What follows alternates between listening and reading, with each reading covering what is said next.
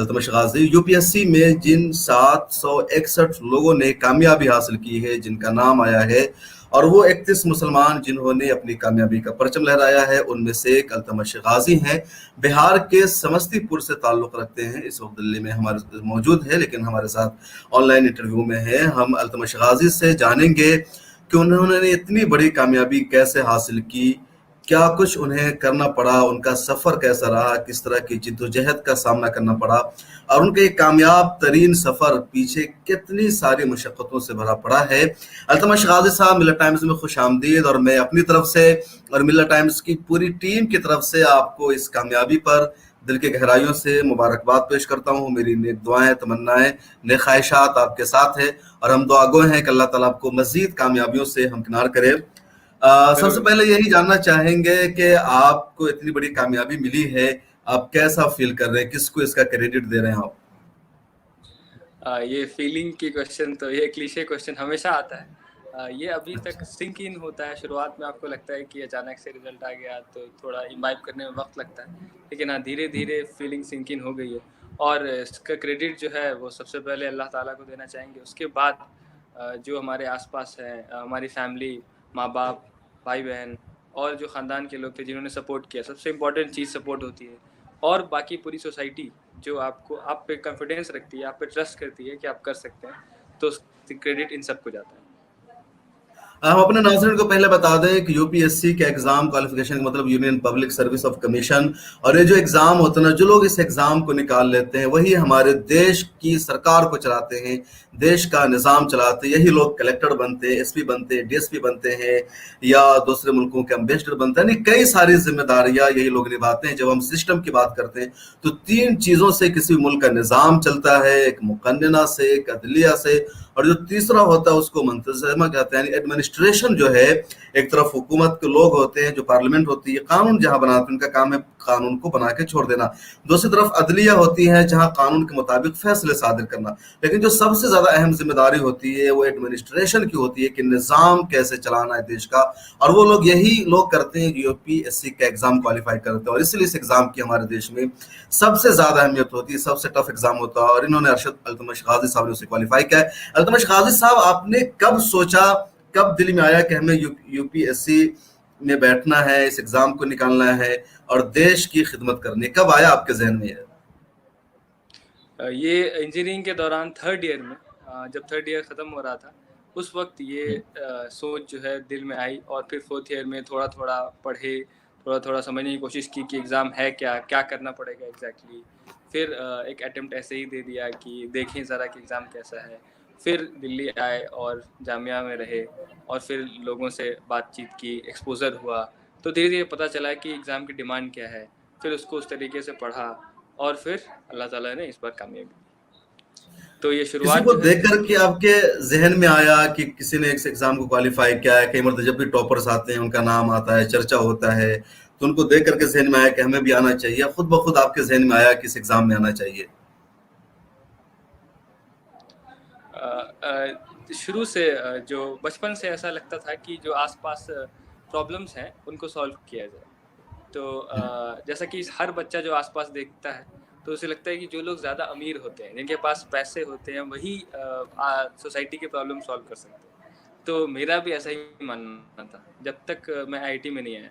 तो आईआईटी इसलिए ज्वाइन किया कि हाँ भाई, सब लोग पैसा कमाते तो मैं भी कमाऊँगा और मदद करूँगा लोगों की। लेकिन धीरे धीरे पता चला कि सोसाइटी की प्रॉब्लम सॉल्व करने के लिए एक पैरेलल इंस्टीट्यूशन पहले से है, लेकिन वो इंस्टीट्यूशन का जो वर्किंग है वो एग्जैक्टली वैसा नहीं हो पा रहा है, इफेक्टिव नहीं है जैसा कि होना चाहिए। तो आप अपने तरीके से, नए तरीके से प्रॉब्लम सॉल्व करने के बजाय जो एग्जिस्टिंग सिस्टम है उसके इम्प्लीमेंटेशन को ज़्यादा इफेक्टिव बनाएं, ये ज़्यादा अच्छा तरीका होगा। तो मेरे लिए सिविल सर्विसेज का इंस्पिरेशन वो इसी आर्गुमेंट से आता है कि जो चीज़ें पहले से बनी हुई हैं उनमें इम्प्लीमेंटेशन करो अच्छे से, ताकि जो प्रॉब्लम आप सॉल्व करना चाहते हो तो प्रॉब्लम सॉल्व हो जाए सोसाइटी की। बिल्कुल। आपने कैसे तैयारी की? कुछ लोग आपको देख रहे हैं, वो भी आपको अपना आइडियल बनाएंगे, रोल मॉडल बनाएंगे, तो आपने ये सफर कैसे शुरू किया? मतलब आप यूपीएससी के एग्जाम के लिए कोचिंग आपने कहाँ की, किस तरह तैयारियां की, और फिर आपको ये इतनी बड़ी कामयाबी मिली? फोर्थ ईयर जब आखिरी हो रहा था तब थोड़ा रिसर्च किया, सीनियर से बात की कि कैसे आगे बढ़ा जाए। प्रीलिम्स, इस एग्ज़ाम में 3 पार्ट होते हैं, प्रीलिम्स, मेंस और इंटरव्यू। तो तीनों में थोड़ा-थोड़ा डिफरेंट तरीका है पढ़ने का। तो कुछ लोगों ने कहा कि कोचिंग करना ज़रूरी है, कुछ लोगों ने कहा कि नहीं ज़रूरी है। फिर धीरे-धीरे कंसल्टेशन के बाद पता चला कि जीएस सेल्फ से हो जाएगा, लेकिन ऑप्शनल के लिए कोचिंग करनी चाहिए। तो हमने जीएस के लिए कोई कोचिंग नहीं की, खुद से ही सेल्फ स्टडी किया। लेकिन ऑप्शनल के लिए, मेरा ऑप्शनल सोशियोलॉजी है, तो इसके लिए हम उपेंद्र गौर सर हैं सफदरजंग एन्क्लेव में, उनके यहाँ से हमने कोचिंग की। एक कोचिंग लगभग 4 महीने की होती है ऑप्शनल की। उसके बाद जामिया ज्वाइन किया।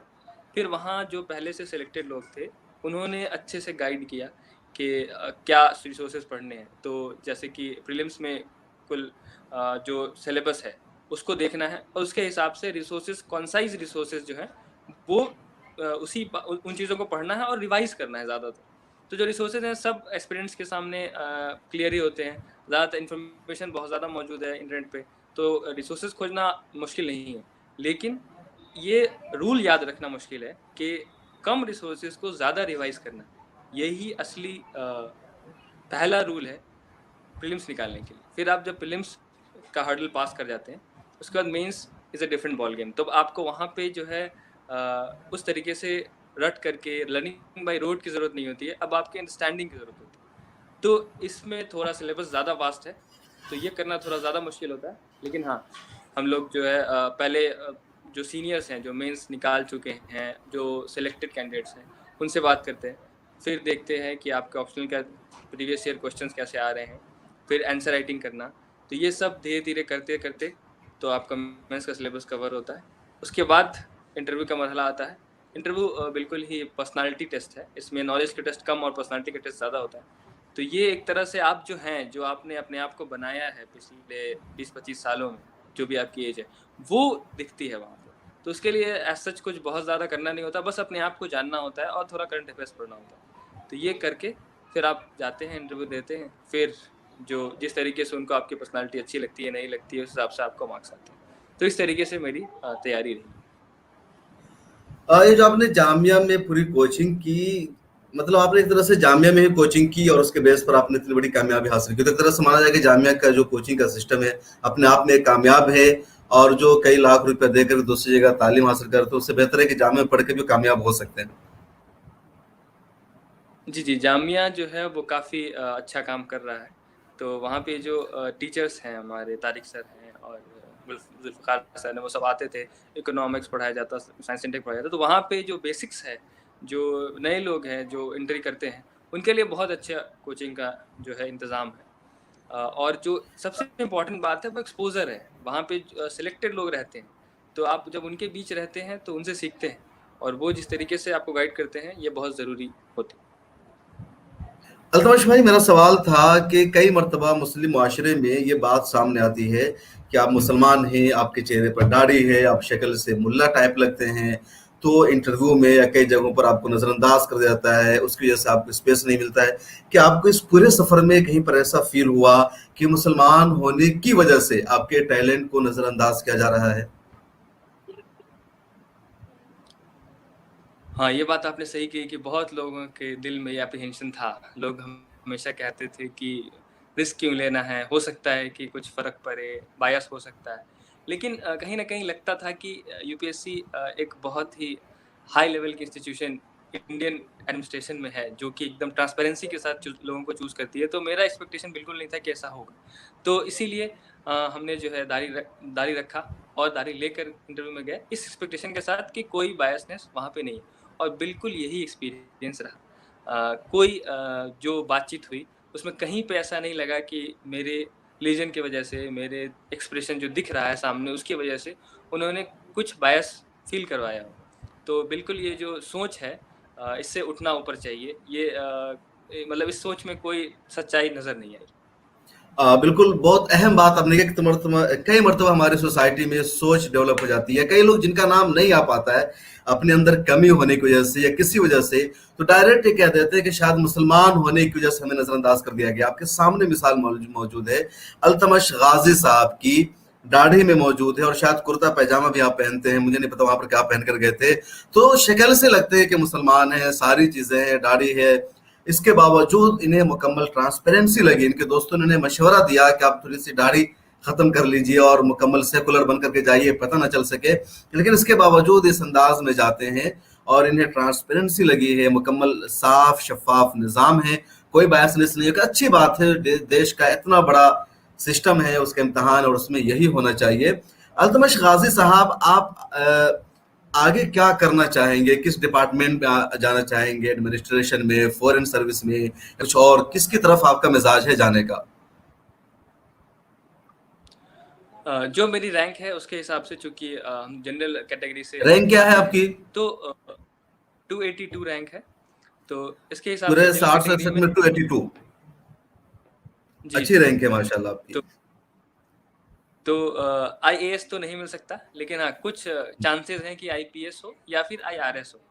तो जो मेरा IFS की तरफ रुझान नहीं है, क्योंकि बाहर जाना, फैमिली से दूर रहना, फॉरेन आपको पसंद नहीं है? फॉरेन जी। तो अगर इस बार IPS मिलता है या IRS मिलता है, तो ये दोनों मिल सकते हैं, रेवेन्यू सर्विस या पुलिस सर्विस। और हो सकता है इस बार तो नहीं, लेकिन अगली बार एडमिनिस्ट्रेटिव सर्विस में जाने के लिए दोबारा कोशिश, अगर लगा कि जो फील्ड मिल रहा है वो उसमें ज़्यादा सेट नहीं हो पा रहे हैं, इससे ज़्यादा और एक्सपेक्टेशन थी सिविल सर्विस के लिए, तो दोबारा ट्राई करना चाहेंगे कि एडमिनिस्ट्रेटिव सर्विस मिले। ओके, आखिरी सवाल ये करेंगे कि जरा सा आप अपने घर के बारे में बताइए, अपने बारे में, अपने घर के बारे में। आपके जो वालिदैन हैं वो क्या करते हैं? आपके भाई बहन क्या करते हैं? और आपका ताल्लुक कहाँ से है? जी। मेरा ताल्लुक समस्तीपुर ज़िला बिहार से है। तो और जो हमारे अब्बा हैं उनका ताल्लुक वैशाली ज़िला बिहार से। तो हमारा जो अपना घर, आबाई घर है, वो वैशाली ज़िला में है, लेकिन अब्बा की नौकरी थी। अब्बा हमारे जो है हाई स्कूल में टीचर हैं, गवर्नमेंट हाई स्कूल, अभी भी हैं? और वो रिटायर हो चुके हैं। रिटायर हो तो चुके। हम लोग समस्तीपुर, पूरी ज़िंदगी हमारी समस्तीपुर में बीती, वहीं से स्कूलिंग हुई 11-12 तक। उसके बाद जो है IIT BHU वाराणसी से ग्रेजुएशन किया। तो मेरे अब्बा हाई स्कूल में टीचर थे, अब रिटायर्ड हैं। हम लोग एक भाई और एक बहन है। तो मेरी जो एक बहन है वो DMCH, जो दरभंगा मेडिकल कॉलेज हॉस्पिटल, वहाँ में वो अभी 3rd ईयर MBBS स्टूडेंट है। ओह माशाल्लाह! तो बहुत अच्छा आपका परिवार, अच्छी फैमिली है, सब लोग पढ़े लिखे हैं। मेरे लिए बहुत खुशी की बात है कि आपसे इंटरव्यू करने का मौका मिला, आपकी जर्नी जानने का मौका मिला। मुझे उम्मीद है कि जितने लोग हमें देख रहे हैं, सुन रहे हैं, उन सबको हौसला मिलेगा, जज्बा मिलेगा, बहुत कुछ सीखेंगे और सीखना चाहिए। और अल्तमश गाजी जैसे लोग आइडियल